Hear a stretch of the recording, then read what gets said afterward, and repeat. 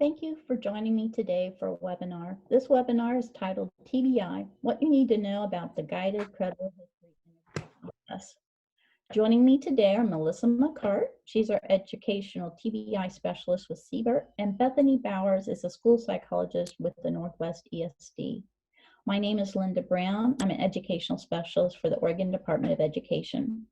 For our webinar today, we'll talk a bit about the credible history process and how we ended up adding that as a possible option for eligibilities.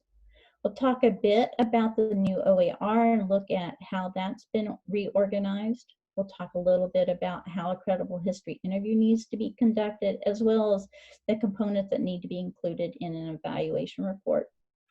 Finally, we'll end our time together by talking through the new EI eligibility form as well as the TBI school aid ECSE eligibility form. With that, Melissa.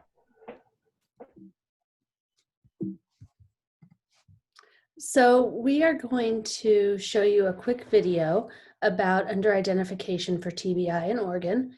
This video gives a little bit of a history of what TBI is and how it affects kids, a little bit about the incidence of TBI and how many students should be having some issues in school with TBI.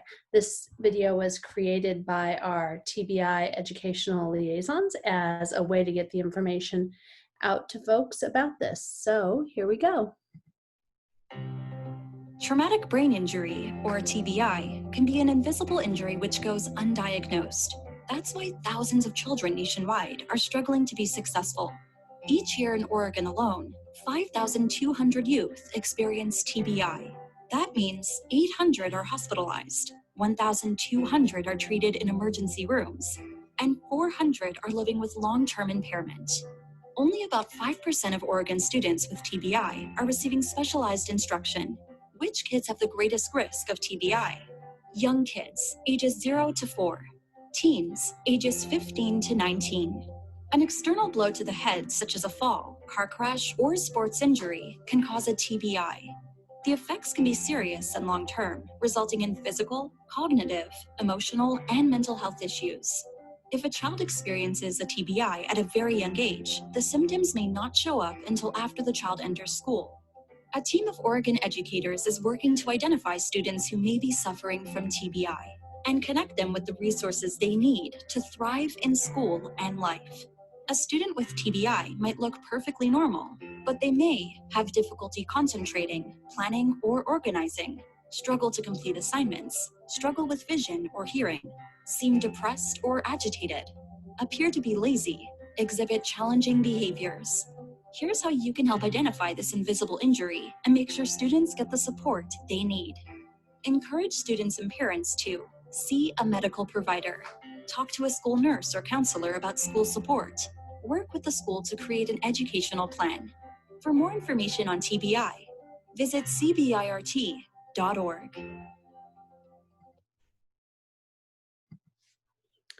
So that was a little bit about the numbers in Oregon.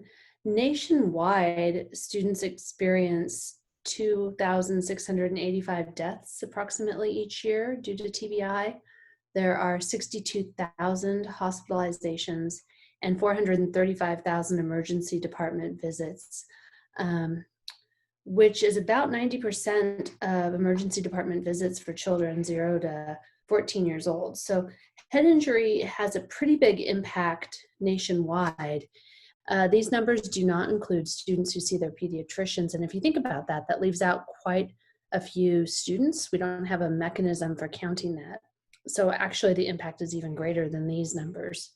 And then you'll probably go, what about Oregon? So in Oregon, we have about 800 kids each year who are hospitalized for TBI, meaning at least overnight in the hospital.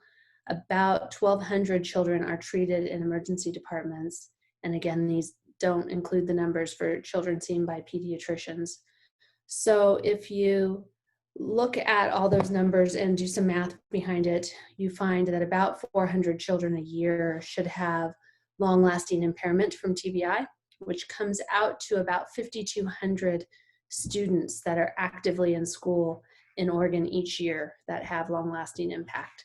So a little bit about what Oregon's numbers are, and then I'll tell you how we did the math. So each year in Oregon, approximately 260 students are identified as special education eligible under TBI. And that's out of the 5,200 kids that we suspect need help and services.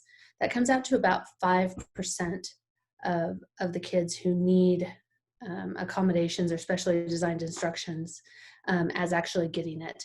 So that's what our numbers look like. Each year that 260 students is a little different. Some years it's 250, some years it's closer to 270, but it averages around 260 a year. So here's how we figured out the math. So if you take our Oregon numbers, we have 800 hospitalizations and 1,200 emergency room visits. That comes out to about 2,000 visits each year, or kids each year. If we multiply that 2,000 by 13, which is school age, we come out to 2,600 students injured each year. And then if we multiply the number of students injured by the number or the percent of kids that recover, and we know that approximately 85% of all kids who are injured fully recover, that leaves us with about 15% of kids in schools who need assistance.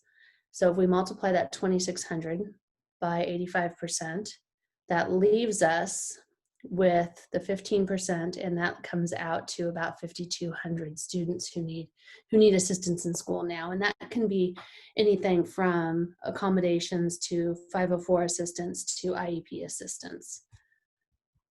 So we thought, do we need a medical statement or a credible history, or how do we solve this issue? Right now in Oregon, to be eligible for, well, not right now, but prior to this credible history change, you needed a medical statement in order to be eligible for special education under TBI. So now there's also a credible history option. So a little bit about why we need this. So we know that it's very challenging for students and families and educators to get medical statements for kids, and that it's a significant barrier to the identification of students. And you can see the research here by Detmer, Attell, Glang, and McAvoy in 2014 if you're interested in reading more about that. An example is a 9th grade student was involved in a major crash when he lived in Mexico. The school team reported that the student was making just enough progress academically that he was not eligible for special education in the area of specific learning disability. His school team noted that his behaviors were escalating. Observing the student during a physical education class made it clear he was struggling to learn new rules and information. Because this student moved from Mexico, he had no medical documents, and his current doctor would not provide a written statement of traumatic brain injury because he was not his doctor when the crash occurred.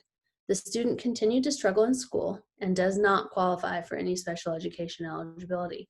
So in this scenario, had the student been able to get a medical statement that said that an injury may have been causing his challenges, he would have been able to be eligible under TBI, but he was not eligible for services because he couldn't get the medical statement. Example number 2. A 4-year-old boy was eligible for developmental delay when transitioning to kindergarten. His team was pursuing a TBI eligibility to support his transition to school age.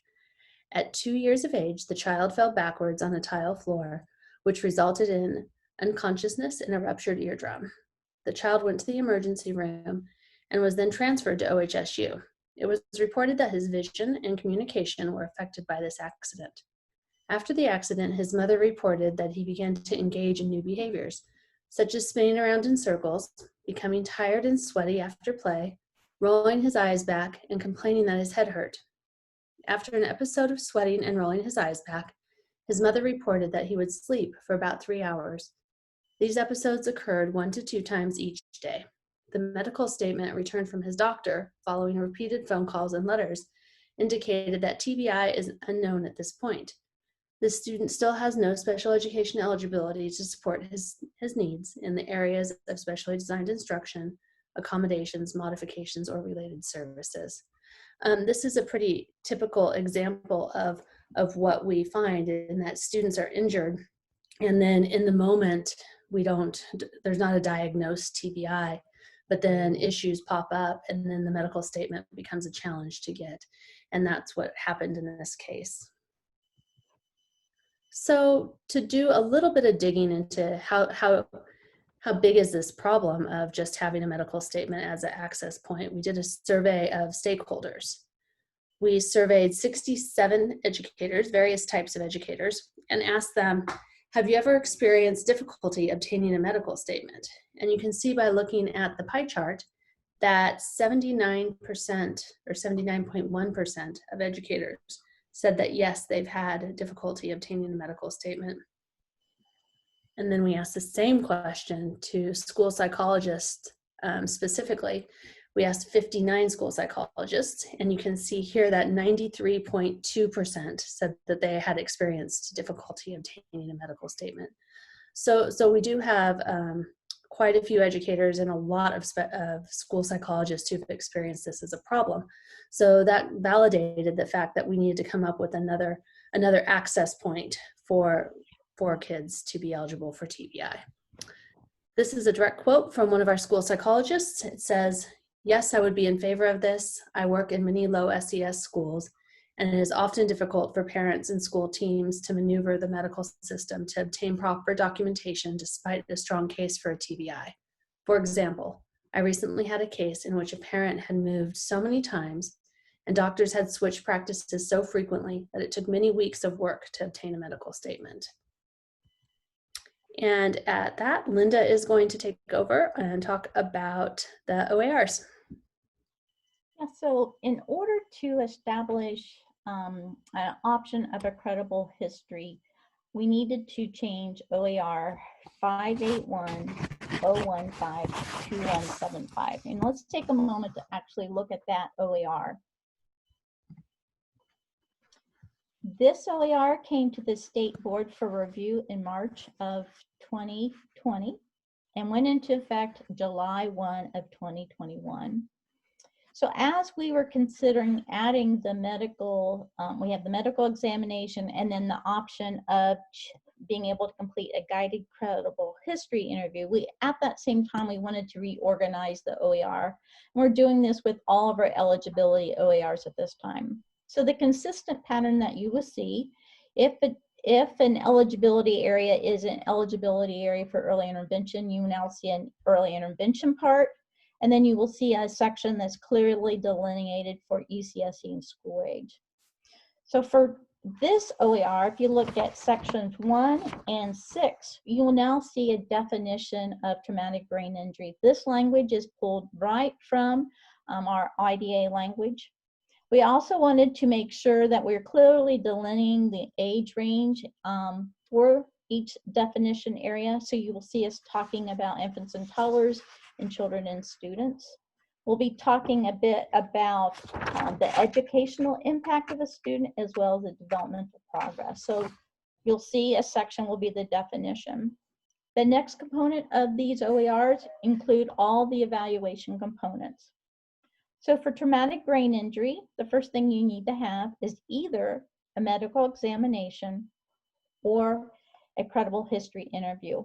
You will see in this OER, based on Senate Bill 16, a medical examination must be conducted by either a physician, naturopathic physician, nurse practitioner, or a physician's assistant. And we clearly delineate the licensure needed for each one of those.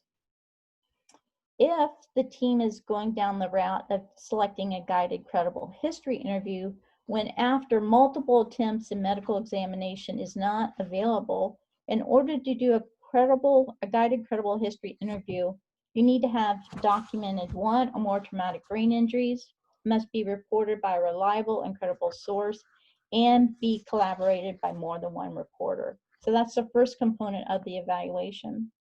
The next components include a psychological assessment, and again, we noted who the professional needs to be to conduct that evaluation. You need to have a developmental history, as well as considering other evaluation components that would either help understand the impact of the disability or the educational impact. The next section we will see will be a criteria, and in this case, The student, the team needs to determine the infant or toddler has an acquired injury to the brain caused by external force. It's going to be expected to last more than 60 days. And the infant or toddler's or child or school age results in impairment in one or more of the following areas, either communication, behavior, cognition, or sensory. So those are the criteria that you need to consider when looking at eligibility. Next section is number 4, and that's the determination. So the evaluation team will need to determine, does the student have a traumatic brain injury as defined in this rule? And that's where you look at section 1 or section 6. Does that student meet that profile? And then the next section, you really need to determine if the child needs special education services. And when you look at these OARs recorded in section 4, they're looking at things like, when you're at the school age in ECSE, was there math instruction? Was there reading instruction? Was there any ELL? So in order to be found eligible for a child with TBI, you need to meet the definition, and then you also need to demonstrate the need for special education. And then school age, you will see the same thing. You'll see the definition, the evaluation components, the criteria, and then determination. So that's a bit about the OAR. It did go in effect on July 1 of 2020. School districts will need to, when they do any new evaluations, will need to make certain they're in compliance with this OAR. Okay, let's switch it over to Bethany, who's going to talk a bit about the credible history interview and the evaluation that can be reflected from that credible history interview. Great, thanks. So as Melissa mentioned, previously medical documentation was needed to establish TBI eligibility in Oregon, and this is still a preferred option. It can be done through hospital records from a doctor who has knowledge of the CDC requirements for TBI. And the CDC classifications for TBI are based on a severity rating of mild, moderate, and severe. So typically individuals who have experienced moderate to severe TBI will have sought medical attention, and there is a greater chance of some kind of medical documentation for those individuals. But for mild TBI, it can be much more difficult to establish that through medical documentation. And so that leads us, if you want to switch the slide, that leads us to the determination of eligibility for TBI that's been expanded then to include the guidance in the area of credible history. So to be eligible in this category, there has to be evidence of either medical documentation or a significant history of one or more traumatic brain injuries reported by a reliable and credible source and corroborated by numerous reporters. And then there does still need to be that educational impact that we would require for specially designed instruction if we're looking at eligibility under this category. We're going to talk a little bit more now about that credible history. So as Melissa mentioned in the examples before, if there's no medical documentation, maybe the incident happened in a different country or state, or the family moved around, they didn't go to the doctor because maybe they thought it was just a little bit of a ding to the head.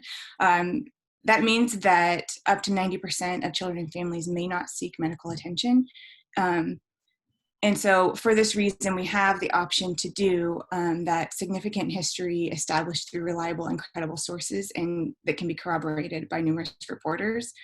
And we would want to use this when we don't have the option for medical history because maybe they didn't seek medical attention, and also when maybe a student, again, like I said, has moved around a lot and we just don't have the option. So credible history is much more difficult to establish, and it should be a multidisciplinary team responsibility as opposed to one person trying to track down that information. So we're going to talk next about what a structured interview to establish credible history could look like. So the gold standard for determining a prior traumatic brain injury is going to be a self-report or a parent report as determined by a structured or an in-depth interview. It should include a comprehensive health history that's completed via a structured interview with somebody who is knowledgeable about incidences of TBI and what the characteristics might look like. It should use pointed questions asked in a variety of ways. There has to be reported incidents as well as ongoing symptoms or behaviors that persist beyond the incident. So something lasting beyond what might be expected for a mild brain injury that resolves itself. And then details of the incident should be clear and consistent, and rather than just one person's recollection of it.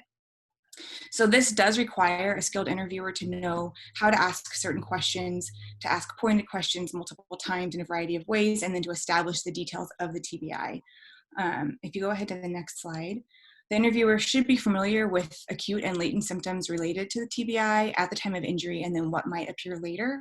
And the interviewer should drill down to determine a comparison between the child's pre-injury and post-injury functioning. To be using this, we really should be able to see that there has been some kind of change. And to think about those pre and post differences, you can consider things like, sleep patterns, eating regulation, energy, things like that.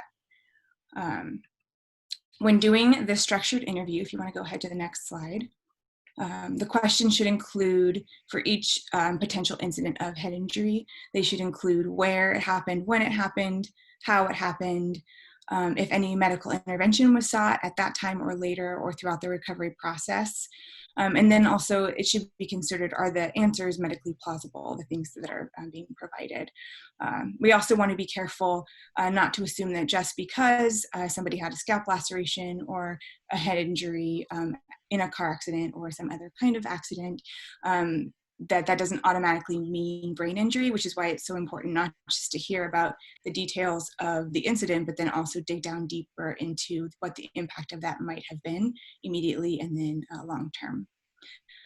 So what we're going to do next is give an example of a guided credible history document. And this is an interview that was put together as an example that can be used for anybody trying to get this information from parents through an interview. If you want to click on the document, there you go. This will be made available so that it can be used as you go through this process, and it includes all that kind of information that I just covered that were important to establish a credible history. So the beginning part of it is just going to be identifying information, and then the developmental history section of this, if you are somebody who has a developmental history form that is thorough and you really, your district has one that they like you to use, that by all means you can use that. But if you don't have a form that you would naturally use, this is a quick way to get some basic developmental history that might be needed. And then as you move down into medical history, you can start to dig in a little bit deeper about maybe what has happened historically and what's typical for the student, and includes questions around hearing and vision and their sort of motor development. And then there's also some neurological questions and some questions about medications, just knowing that, whether it's related to injury or not, medications can impact development and performance. And then you start to get into some of the specific questions around injuries and illnesses that might be related to TBI. And so there are some examples of how TBI may have occurred, and then at what age did that occur. And for each of these, there's the outcome of, was there a concussion, a loss of consciousness, did medical attention, was it sought in some capacity, did the student miss school, or the child, and then, or was there really no problem that was apparent at that time? So you can kind of go through and ask for each of these questions. You would ask them and dig a little deeper. Some of this might feel a little bit repetitive, but as I mentioned, part of this credible history is asking similar questions in multiple ways to sort of see where there might be impact from something like an injury. And so there's also the option to have something else at the bottom if we missed something in our list. And then there's an ability to put in some additional information through the interview process. Again, this isn't something you would give to a parent, you'd be interviewing them. So if they have more information about the type of medical intervention that was sought or the symptoms that were seen, then you can put that in there. And then this next section about behaviors that affect learning, there is on the left is a list of some learning styles or behavior. And then the impact part was that never a concern? Was that some concern? Was it a high concern? Or is it something that maybe used to be a concern, but it's resolved itself, or it's not really anymore? And so as you go down, you can kind of see different areas of impact that may or may not be related to TBI, and then where the student might fall on the spectrum of those, of the impact for that. So there's a whole lot of those that you can go through with the parent. And then the next section is going to be for symptoms. And what you would ask here is for the interviewee to rank the severity of these symptoms, and with a 1 being it happens maybe once weekly, to 7 being this happens daily, and then NA would be this just isn't a problem for this individual. And so it goes, through things like headaches, dizziness, change in vision, fatigue. Is this happening daily for this particular individual? Is this not a problem? So again, you can go through and ask for each of these individual things. And if the parent or interviewee wants to give more information, you would be able to make notes as you interview on any of those areas.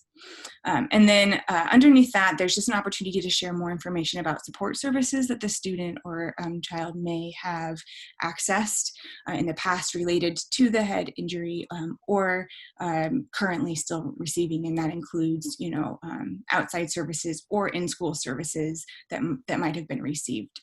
And then if those are things that are being provided, you can kind of mark if that was school or private.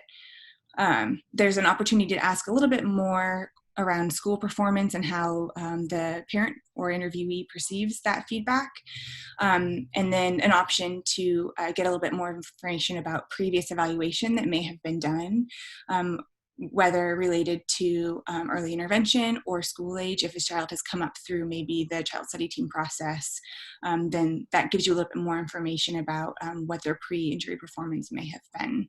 And then just the back page really just provides an opportunity for taking more notes if the parent might have additional concerns or you need more pages for notes. So again, this is a document that you will have access to help guide you through this interview process as a way to gather all that information that's going to be required to establish credible history if you cannot get medical information. And then the next slide here, if you do use a credible history interview to establish eligibility, what you can see here is just a little blurb that you might put into a sample psychological or evaluation report. The top part is how you might put it if you had a medical statement that you have this doctor established this diagnosis, they were treated in this way, etc. And then the second little blurb there just shows how you might report that this information was gained through a credible history process. And it mentions a structured interview occurred, how that interview was completed, who the interviewee was, and you can see there that it basically just describes that whole process so that can be in your report. In addition to getting the structured interview document, there will be an example of a sample report for you to have access to as well in your resources. And then I just wanted to note here that that often if you're doing a full evaluation for a student, you might not see the impact of TBI immediately. You might see symptoms arise as there's more demand put on learning, more demand put on executive functioning skills as students get older. Their social interactions might change with adolescence, and that's where you might see more maybe behavioral concerns. And oftentimes we see that challenges that a student is experiencing are masked because adults accommodate for them, or the student has quiet or compliant behavior. And so then as they get older, more issues arise. And we just mention that because if in the process of doing a full psychoeducational or educational evaluation for a student, and you're doing maybe a developmental history and some things sort of pique your interest and come up, it might be worth going in and doing something like the structured interview to get a little bit deeper and to see, has there actually been more going on, and then maybe symptoms were masked in some way. And so there are just some examples there of things you could look for if you were doing a different kind of evaluation, but in the process of that, it comes to light that maybe there was some kind of injury that occurred. And I did want to note that there will be further training available from CBERT on what you might look for with evaluating TBI and other ways that might show up if it's not clear cut. And so there will be additional training available coming in the future on that. And then the last thing that I wanted to mention, and if you would go ahead to the next slide, thanks, Melissa. The last thing I wanted to mention is just that it's very important to consider and identify TBI during early childhood. Children may qualify under something like communication disorder or developmental delay because of the way that their symptoms present. But as the student displays challenges in learning or behavior later in school, often what we're seeing is that the information about early concussion is lost or never mentioned. And if you think about the second example that Melissa shared earlier of the young student or the early intervention sort of aged child and how some of that information was lost, credible history really opens up the door for us to maybe get a little bit deeper and get more information around that, and to establish through early intervention or early childhood special education that there was brain injury and that there is impact to it, so that later as these students get into school age, that information isn't lost and missed, which is really valuable. So I'm going to pass it back over to you, Linda. Okay, so we wanted to wrap up our time together today by looking at the new eligibility form. We have an early intervention eligibility form and then an ECSD school age eligibility form. So let's look at the EI eligibility form for a moment. You'll see that this form is structured a little bit different than past forms. We tried to clean up the format a bit, and this form is actually on the ODE website in the EI section and is fillable. We'll note that this form needed to be starting to be used July 1, 2020. School districts and EI ECSE programs are required to use, they're not required to use the ODE developed forms, but they are required to use eligibility forms that are in compliance with the OERs. All of our development, or all of our special ed data systems have been given this form, and they should be inputting those new forms into their system. So just to quickly walk through what the EI eligibility form will be, this again is a way for the team to really document all the evaluation components. Number one really talks globally about the file review, everything the team's done to look at a child for possible TBI eligibility. You'll see under 2, we have a 2A and a 2B, and you will see where it says medical examination indicating a traumatic brain injury, or, and that or is very important, or to be a guided credible history interview. When you're completing this form, you need to fill out one or the other. You don't need to have both, but you only need to have one. There's a section here in 3 where you can document the psychological assessments that will be used, as well as the individual provided the examination. An area to record your developmental history, and then also an area to record any additional evaluations that may have been conducted to really understand what the students' needs were. And then 6 talks about any additional information that was gleaned to really understand the impact of the disability. Number 7 in this is observations, and we have included 2 different observations here. So there's place to put where the observation actually occurred and then who did it. And then number 8, we always have this on an eligibility form, any other things that may have been used to document just the research and everything the evaluation team did to really understand the impact of the students. You will see a section here for criteria.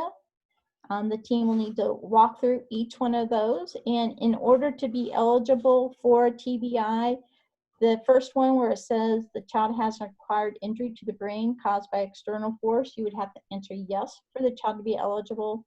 The second one talks about the The condition is permanent or expected to be more than 60 days. That would be, need to have a yes there. And then when we look at communication, behavior, cognition, and sensory, you wouldn't have to have yes to all those. A student may have one or more yeses in that area. And then finally, for the determination, the team would need to determine that the child's disability, or what we're seeing their profile, is in alignment with the definition that we have, and the child needs to have early intervention services, and that the child's been evaluated in all areas of suspected disability. And you'll see the simple sign on part. If you go on to the very last page of this document, we clearly delineate what you need to do for each area and what the purpose of this form. So that's the EI form, just a quick review of that. And now let's look at the school age form. So the school age form is just a bit different in that we started this form with recording the definition. Again, this is the IDA language with the additional information about a child's developmental progress, age 3 to 5, and educational performance 5 to 21. So to be eligible for TBI, for ECSE, you're going to look back at that definition and as a team determine, yes, that meets the student. The student has a specific profile. We also were very purposeful in putting the definition at the very top of this eligibility page.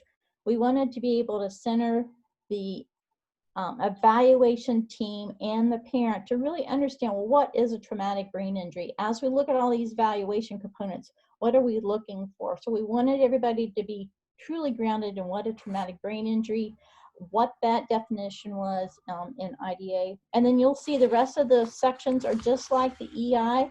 You need to record all the evaluation components. In addition to the evaluation components, we do have, we need to acknowledge that there was a comprehensive evaluation to meet the minimum requirements for TBI, and that the child had been evaluated in all areas of suspected disability. So scrolling down a little bit. And then down to the next page.